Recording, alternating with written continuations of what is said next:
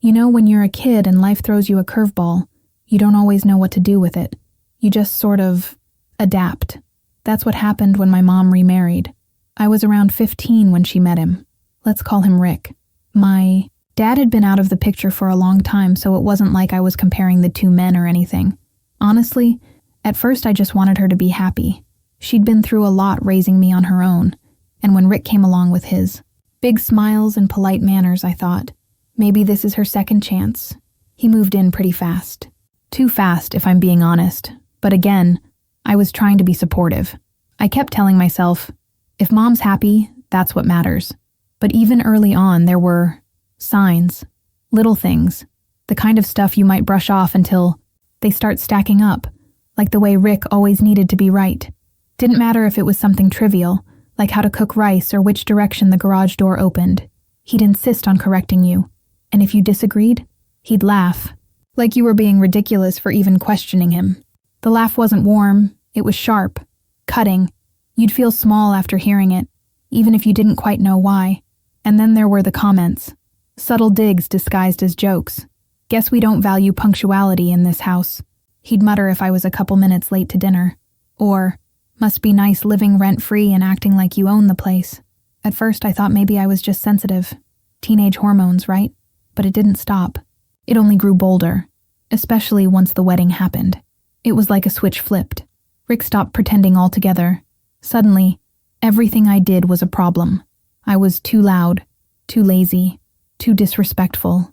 He'd go out of his way to complain about my music, the way I talked to my mom, how much food I ate, and the worst part, my mom didn't seem to notice. Or maybe she just didn't want to. She'd tell me, Rick's just trying to help you grow up. Or, you two just need time to bond. But there was no bonding.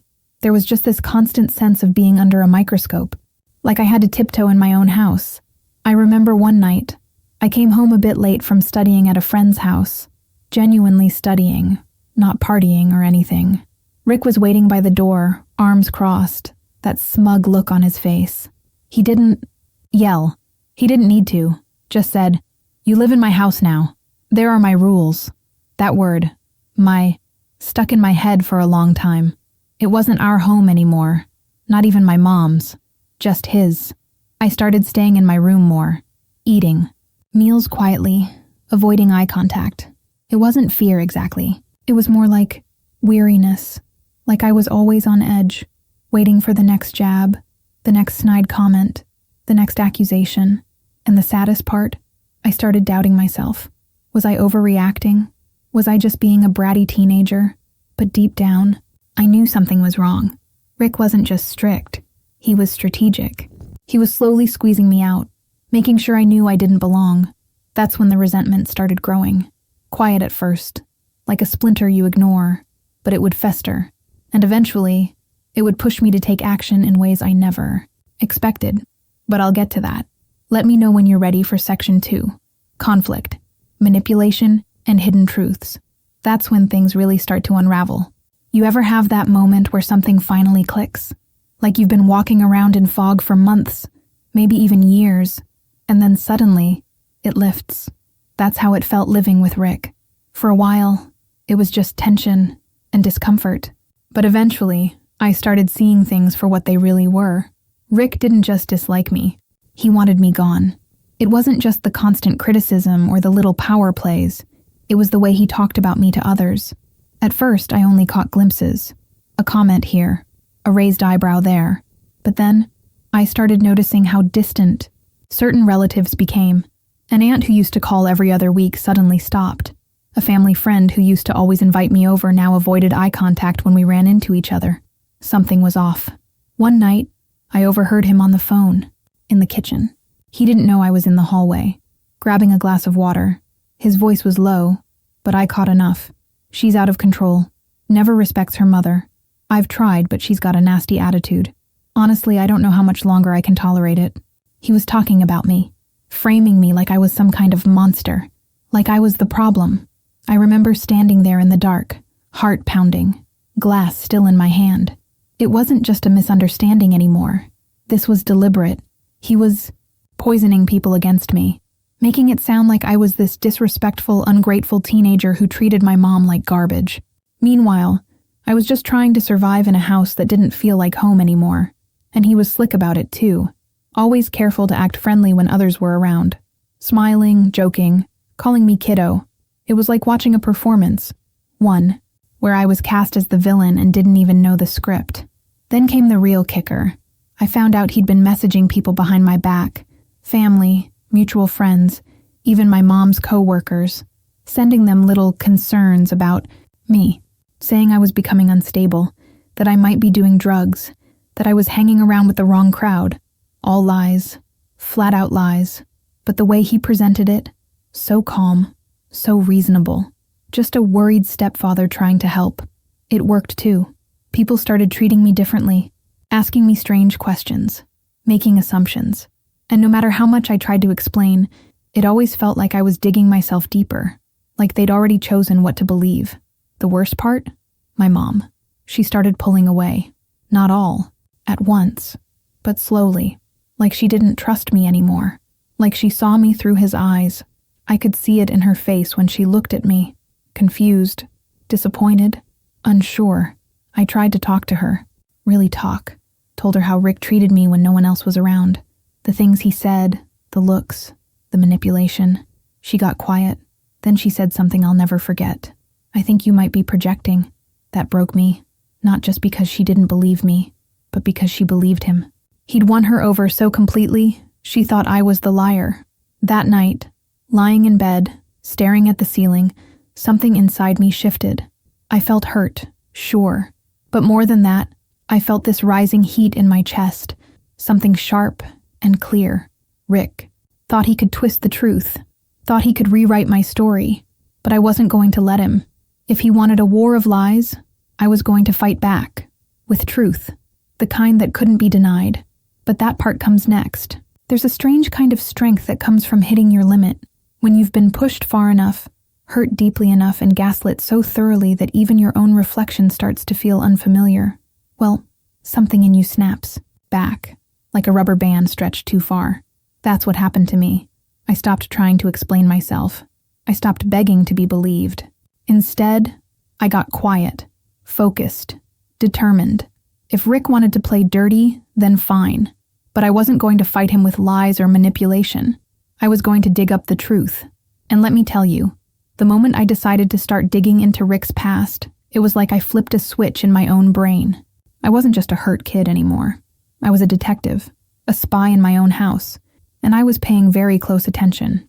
At first, it was little things. Rick was always glued to his phone or computer, but he wasn't particularly careful. One day, I noticed he had left a folder open on his laptop.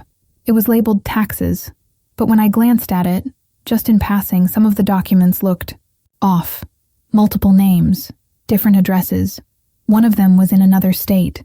Curious, but not enough on its own. So I started looking deeper. I remembered something he'd said at a family dinner, bragging about how he used to work in finance. But when I asked my mom what company he worked for, she hesitated. He, does freelance consulting now, she said, eyes flickering. That didn't sit right with me, so I started Googling, searching his full name, variations of it, old email addresses I'd seen him use. It took time, nights spent scrolling through old forums, court databases, whatever I could access. But piece by piece, I started putting together a puzzle, and what I found shocked me. Rick had changed jobs, and even locations, more times than I could count. Not just casual moves either. There were patterns of sudden disappearances, businesses he'd been part of that folded mysteriously, names that popped up on public records but vanished a year later. Then I hit something bigger. I found an old blog post buried deep in a forum thread where someone, anonymous but detailed, accused a man with Rick's exact name and description of financial fraud. Not some massive crime syndicate kind of thing, but small-time scams, convincing friends to invest in businesses that didn't exist, maxing out joint credit cards, ghosting when things got too hot. And then came the real smoking gun, an archived court record. It was from another state, under a slightly different name, his middle name switched with his first, but it was him, charged with identity fraud and evading child support. Settled quietly, no jail time, but still, It was there. Proof. It was like I'd uncovered another person entirely. The Rick I knew, the one who pretended to be a responsible, devoted husband, was just a mask. Underneath, he was slippery, dishonest. A man who survived by reinventing himself every few years and hoping no one asked questions. And now, he was doing the same thing to me, trying to erase me from my own home, rewrite who I was, and move on. Once I broke, but I wasn't going to break. Not anymore. I saved everything. Screenshots, PDFs, links. I backed them up on 2 separate drives and emailed copies to myself just in case. Every piece of evidence was like a piece of armor. With each click, I felt stronger, smarter, more in control. This wasn't just about revenge anymore. It was about exposure. If Rick wanted to drag my name through the mud, then I'd shine a spotlight on every skeleton in his closet. And this time, people were going to listen. What happened next?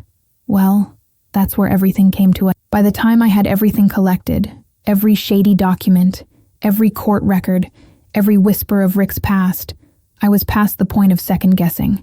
I knew what I had, and I knew what I had to do, but I wasn't reckless about it. I thought through every step. I knew that if I went to my mom with all this right away, she might still be too deep under his spell to hear it. I mean, she loved him, or at least she loved who she thought he was. And love, real or imagined, makes people defend the worst things. So I had to find a way to make the truth louder than his lies. I didn't just want to confront him. I wanted everyone to see him for what he really was. I picked a platform that I knew people read. Reddit. Not some tiny forum, but a place where stories could catch fire if they were real enough, detailed enough. I wrote it carefully, laying it all out, like a case file but told like a story. I didn't name names. Didn't need to. The post was just titled something like, "My stepfather is not who he says he is." I shared the timeline, the manipulation, the phony businesses, the court documents. I left out anything too personal, but I was honest, painfully honest, about what it was like living under his roof. The way he isolated me, twisted the narrative, turned my own mother against me. And then I dropped the receipts, redacted screenshots, links to old records, quotes from public forums that mentioned his schemes in other towns. I hit post, and then I waited. At first, nothing happened. A few upvotes, a couple of comments. Then one of the comments asked, "Is this guy's name Rick redacted?" And another person chimed in, "This sounds exactly like what happened to my sister's friend in Colorado." By the next morning, the post had exploded. It went viral. Thousands of comments. People sharing similar stories. A few even recognized the name variations from other places he'd lived. Turns out, Rick hadn't just burned bridges in 1 or 2 towns. He'd left behind a trail of manipulation. People he'd scammed, women he'd lied to, families he'd torn apart. It was like all the voices he'd tried to silence suddenly found a microphone.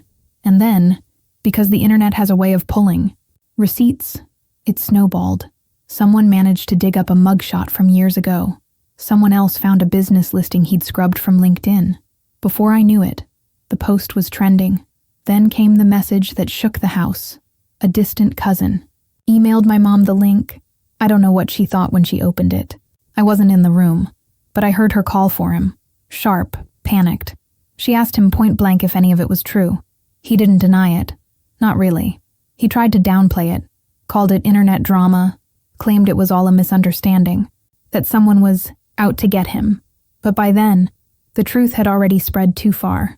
My mom locked herself in her room for a while, and when she came out, she looked like she'd aged 10 years in a day. Not angry, not even crying, just hollow, like the foundation of her world had cracked under her feet. Later that night, she came to my door. She sat on the edge of my bed and said quietly, "I'm so sorry I didn't believe you." And I just nodded. There wasn't much else to say in that moment. Rick moved out the next week. I didn't yell at him, didn't confront him. I didn't need to. I had already exposed him to the world, and there was no mask left for him to... When Rick finally walked out of our house for the last time, it didn't feel like a dramatic movie scene. There was no shouting, no last-minute apology, no slamming of doors, just silence. A heavy, strange kind of silence. And then for the first time in years, the air in that house felt lighter. He left with just a few suitcases. No long goodbyes. No see you around. It was like he knew there was nothing left to salvage. Not his image. Not the lies. Not the fake warmth he used to cover it all up. The truth had gutted every room he used to control. And for me, I remember, just sitting on the couch that night, letting the quiet sink in. I looked around and realized how much of myself I'd been holding back for years. Always tiptoeing. Always trying to stay small. Unnoticed. Unbothered. That night, I stretched out, took a deep breath, and let it go. Like shedding skin I didn't realize I'd grown into. My mom, she was different after that. Quieter at first. I think the betrayal shook her in ways she didn't expect. She apologized again, really apologized, and not just in words. She listened more. She saw me again. It wasn't perfect right away. We had to rebuild trust, and that takes time. But at least now, we were finally building something honest. People who saw the post reached out for weeks. Some to thank me, others to share their own stories. A few were people Rick had hurt before. Women, coworkers, even an old friend he'd ghosted after stealing money. It was surreal, hearing how many lives he'd touched like a shadow. And yet, through it all, I never felt proud or smug, just relieved. Because I hadn't just exposed Rick to the world. I had reclaimed my own voice. I started doing things I used to love again. Drawing, reading out loud without worrying someone would mock me, laughing at stupid jokes without bracing for judgment. Little things that felt like freedom. And that house? It felt like a home again. Sometimes people ask me if I ever regretted posting that story, if I ever felt guilty about it going viral, about airing our family's dirty laundry online. The truth is, no, I don't. Because if I hadn't stood up for myself, no one else would have. And sometimes the only way to beat a lie is to drag it into the light where everyone can see it for what it is. I didn't just get Rick out of our lives. I got me back. And that, more than anything, was worth